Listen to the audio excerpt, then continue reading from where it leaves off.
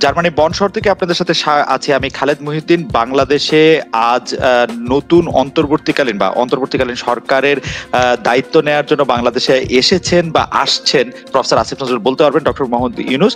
আমরা প্রফেসর আসিফ নজরুল আছেন আমাদের সঙ্গে। বাংলাদেশে অন্তর্বর্তীকালীন সরকারের দায়িত্ব নেওয়ার জন্য প্রফেসর ডক্টর মোহাম্মদ ইউনূস আজ বাংলাদেশে আসার কথা। সেই আশা এবং পরবর্তী সরকার গঠন এবং প্রায়োরিটি নিয়ে কথা বলার জন্য আমাদের সাথে প্রফেসর ডক্টর আসিফ নজরুল আছেন। আমরা প্রফেসর আসিফ নজরুলের কাছে জানতে চাইবো যে বাংলাদেশের রাজনৈতিক এই পরিস্থিতিতে ক্ষমতা ডক্টর ইউনূসের নেওয়া এবং পরবর্তীতে তার কার্যক্রম সম্পর্কে। তো আমাদের উনার উপর অনেক কনফিডেন্স আছে। তো দেশ পরিচালনা তো ওনার জন্য নতুন অভিজ্ঞতা হবে, কিন্তু তারপর পুরোপুরি নতুন বলতে পারেন না। উনি একটা কেয়ারটেকার গভর্নমেন্টে ছিলেন কিন্তু 1991-এ। তো আমি স্যারকে যেটুকু চিনি, যেটুকু কথা বলে বুঝি, এটা সবাই ইনফ্যাক্ট স্যার না, সমাজের সবার প্রত্যাশা হচ্ছে রিফর্ম রিফর্ম রিফর্ম। বাংলাদেশের মানুষ যেই নির্মম শাসন প্রত্যক্ষ করেছে, বাংলাদেশের মানুষ রাষ্ট্রের প্রতিষ্ঠানকে, পুলিশকে, আদালতকে, বিজিবিকে, দুর্নীতি দমন কমিশনকে, এই রাষ্ট্রের প্রতিষ্ঠান, তাদের ট্যাক্সে চলা রাষ্ট্রের প্রতিষ্ঠানকে দেখেছে, তাদের বিপক্ষে দাঁড়িয়েছে। এই অবস্থা থেকে বাংলাদেশের মানুষ মুক্তি চায়। মিথ্যা এবং বল প্রয়োগের মাধ্যমে, প্রহসনের নির্বাচনের মাধ্যমে বছরের পর বছর ক্ষমতায় থেকে যেই সম্পদ লুটপাট করা হয়েছে, বিদেশে টাকা পয়সা পাচার করা হয়েছে, গুম করা হয়েছে, মানুষকে হত্যা করা হয়েছে, এগুলির মানুষ অবসান চায়। এখানে আপনার কোনো মানুষে আপনি যদি বাংলাদেশকে ভালোবাসেন, এখানে কোনো বিরোধের জায়গা নাই।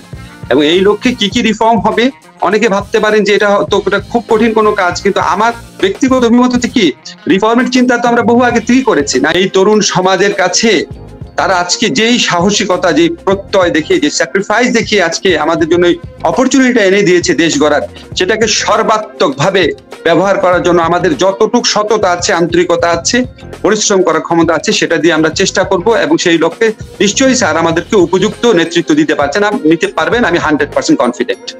প্রফেসর আসিফ নজরুল, একটি কথা বারবার বলা হচ্ছে যে আসলে এই সরকারের মেয়াদকাল কতটা হবে বা কতটা সময় পরবর্তী জাতীয় নির্বাচনের জন্য লাগবে, কি কোনো ভাবনা রয়েছে কিনা? আমরা জানি যে প্রফেসর আসিফ নজরুলের উপস্থিতিতেই মহামান্য রাষ্ট্রপতির কাছে অনেকবার রাজনৈতিক দলগুলি যখন গিয়েছে, মহামান্য রাষ্ট্রপতি এবং সেনাপ্রধানের উপস্থিতিতে আপনাদের মতামত চাওয়া হয়েছে। সেক্ষেত্রে আপনি এটাকে আসলে কিভাবে দেখছেন যে এই সরকারটার আসলে কতখানি সময় পাওয়া উচিত বা সময় দেওয়া উচিত? সেটা আমি ফ্র্যাঙ্কলি বলি, সত্যিকার অর্থে এই সরকারের মেয়াদ নিয়ে কোনো আলোচনাই হয় নাই। ফরমাল যে আলোচনা হয়েছে, আমার সাথে আমাদের আর্মি চিফের পার্সোনালি ওনার সাথে আমি 1-to-1 বসেছি, এবং আপনি শুনলে অবাক হবেন, আমি উনাকে বলেছি যে আপনি যে সমস্ত সংস্কারের কথা বলছেন, এটা তো সিভিল সোসাইটি বহু বছর যাবত বলে আসছে। আমার খুবই এনকারেজিং লেগেছে, উনার সাথে মিটিং এর পর উনি আপনার বলছে যে এই সংস্কার করতে হবে, যেটা আমরা বলি, ঠিক আছে, পুলিশের, বিচার বিভাগের, সব আমাদের মতোই প্রত্যাশা ওনাদের। কিন্তু এই লক্ষ্যে এখানে সমস্যাটা হচ্ছে কি, দেখেন, একটা প্রত্যাশা থাকবে, রাজনৈতিক দলগুলো আছে, রাজনৈতিক দলের বিপুল সংখ্যক সমর্থক আছে, এই আন্দোলনের পিছনে কিন্তু সমস্ত রাজনৈতিক দলের কর্মীদের অংশগ্রহণ আছে। যদিও বিএনপি বা অন্যান্য দল সরাসরি জয়েন করেছে ঘোষণা দিয়ে পরে, কিন্তু তাদের কিন্তু কর্মীদের ইন্ডিভিজুয়ালি, কালেকটিভলি তাদের বিপুল অংশগ্রহণ আছে। আমার প্রত্যক্ষ অভিজ্ঞতা আমি যেরকম দেখেছি, তো সবারই তো প্রত্যাশা আছে। রাজনৈতিক দলের সবসময় প্রত্যাশা থাকবে একটা দ্রুত নির্বাচন হোক, আমরা যদি পাবলিক ম্যান্ডেট পাই ক্ষমতা আসবো। আবার সংস্কারকামী মানুষের প্রত্যাশা থাকবে যে কিছু সংস্কার করে দেওয়া হোক, কারণ আমরা তো আওয়ামী লীগের বদলে আরেক একটা অত্যাচারী শাসন চাই না, আমরা এটার অবসান চাই। এই প্রত্যাশা তো সব মানুষের মনে আছে। তো দুইটার মধ্যে কম্বিনেশন করে ডেফিনেটলি একদম এসেনশিয়াল, আমার ব্যক্তিগত অভিমত, এসেনশিয়াল যে রিফর্ম গুলো আছে, হয়তো সেটা করে সেটা অবাধ সুষ্ঠু নির্বাচনের কাজ এবং এসেনশিয়াল অন্যান্য সেক্টরের রিফর্মের কাজ একসাথে চলবে। রিফর্মের মধ্যে তো নির্বাচন প্রক্রিয়া পরে, আপনি জানেন সবচেয়ে ভয়াবহ অবস্থা এখানে। তো সব ধরনের রিফর্মের কাজই চলবে, যেটা খুব এসেনশিয়াল, যেটা করতেই হবে, না হলে সুষ্ঠু নির্বাচনের ফলাফল বেহাত হয়ে যাবে। এরকম চিন্তা যখন থাকবে, সেই রিফর্মগুলোর কথা চিন্তা করা হবে। এবং আমি মনে করি ইউনূস স্যারকে আমি যেটুকু চিনি, উনি উনার তো ক্ষুদ্র ঋণ, সামাজিক ব্যবসা, এটা সারা পৃথিবীতে ওনার কাজ আছে। উনি নিশ্চয়ই চাবেন না আপনার আননেসেসারি দেরি করতে চাবেন না। আমার মনে হয় এখানে যারা আছে তাদের সবারই ইয়ে হচ্ছে যে নির্বাচিত প্রতিনিধিদের কাছে ক্ষমতা ফিরিয়ে দেওয়া, বা তার আগে এসেনশিয়াল কিছু সংস্কার করা, যাতে আবার নির্বাচিত প্রতিনিধিরা এসে আবার আপনার মানে সেই কাজগুলা করতে না পারে, যেটার বিরুদ্ধে আমাদের তরুণ সমাজ রুখে দাঁড়িয়েছিল। প্রফেসর আসিফ নজরুল, গত অনেক দর্শক আমাদের সাথে যুক্ত আছেন, প্রায় 15,000-এর মতো দর্শক আমাদের সাথে যুক্ত আছেন। তাদের সবাই একটি বিষয়ে আপনার একটু দৃষ্টি আকর্ষণ করছেন, গত 2 দিনের প্রায় সবাই তাদের অনেকে, যে গত 2 দিনের আইন শৃঙ্খলা পরিস্থিতির ক্ষেত্রে আসলে আপনাকে উদ্ধৃত করে অনেকে বলছেন যে আপনি আহ্বান জানিয়েছিলেন যে এটি বন্ধ হয়, কিন্তু অনেকে প্রশ্ন করছে যে এর জন্য দায় আসলে কার? বাংলাদেশে কি এখন সিভিল ডিফেন্সটা আসলে কাজ করছে কিনা, কখন নাগাদ এটা কাজ করবে, এটি নিয়ে সবার উদ্বেগ। আমি প্রথমেই বলি, আইন শৃঙ্খলা পরিস্থিতি প্রথম দিন খুবই খারাপ ছিল। আমি সারা দিন সেদিন ক্যান্টনমেন্টে, তারপর বঙ্গভবনে ছিলাম, ফেরার পথে কিছু ফুটেজ দেখে আমি এত বিপর্যস্ত হয়ে পড়েছিলাম যে আমি এসেই একটা ফেসবুক লাইভ করেছিলাম। তবে এখানে একটা ব্যাপার হচ্ছে কি, এখন কিন্তু এখন আমি যেহেতু আমি চিফের সাথে কথা বললাম, ওনাকে আমার খুব আন্তরিক লেগেছে, কিন্তু উনি করছে আমাদের পুলিশ বাহিনীর সদস্য অনেকে নিহত হয়েছেন, ওনাদের মধ্যে একটা প্যানিক ছড়িয়ে পড়েছে, এটা তো আপনি অস্বীকার করতে পারেন না। আমি যারা আন্দোলনকামী ছাত্র জনতা আছে তাদেরকে বলি, দেখেন ভাই, আমি তো গত 15-17 বছর যাবৎ নানাভাবে নিগৃহীত হয়েছি। 4 রাত এই বাসার থেকে পালিয়েছিলাম, এই আন্দোলনের আগে রাত্রেবেলা পালিয়েছিলাম। আমার ওয়াইফ আপনার কি বলবো, কি দুঃসহ রাত গেছে, যে সারা রাত নামাজ পড়ে প্রার্থনা করে কাটিয়েছে যে আমার যেন কোনো ক্ষতি না হয়। আমি টেনশনে ঘুমাতে পারি না, আমার বাসায় অ্যাটাক হয় নাকি। তা আমরা তো আমার এই সাফারি কিছুই না।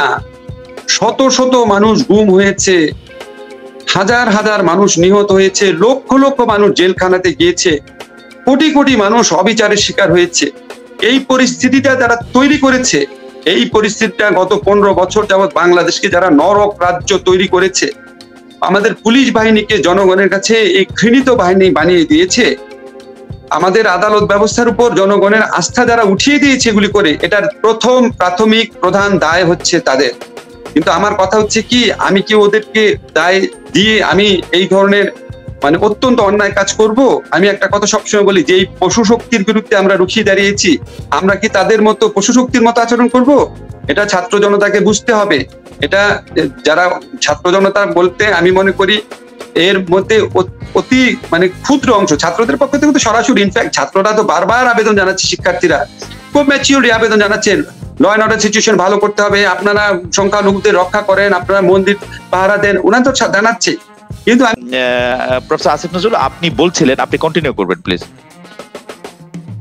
আইন শৃঙ্খলা পরিস্থিতি কেন খারাপ এবং পুলিশ বাহিনী একটু আমি বলছিলাম কি, আইন নিজের হাতে তুলে নেবেন না, নিজের রাগকে সংহত করেন, নিয়ন্ত্রণ করেন, না হলে এই আন্দোলনের বিজয় অর্জন মাহাত্ম ধূলিসাৎ হয়ে যেতে পারে। আপনারা যদি মনে করেন যে এই লোক এই অন্যায় করেছে, এই লোক এই ভয়াবহ জিনিস করেছে, আপনারা আইন অনুযায়ী বিচারের ব্যবস্থা নেন।